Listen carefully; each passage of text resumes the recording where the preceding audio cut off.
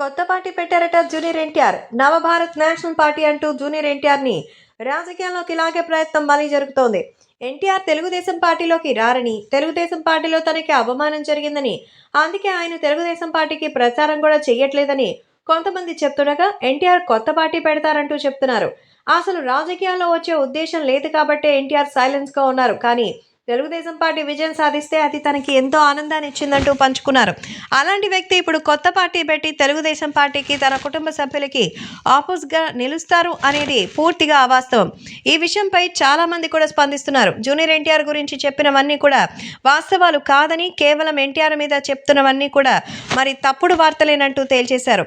ప్రస్తుతం జూనియర్ ఎన్టీఆర్ సినిమాల విషయంలో తప్ప ఏ విషయంలోనూ కాన్సన్ట్రేట్ చేయదలుచుకోలేదు.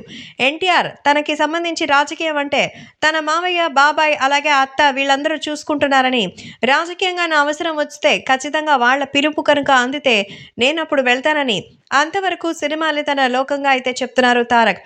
ప్రస్తుతం ఎన్టీఆర్ దేవరా సినిమా చేస్తున్నారు. ఈ సినిమా కోసం 2 ఏళ్లుగా అయితే వర్కౌట్స్ జరుగుతూనే ఉంది.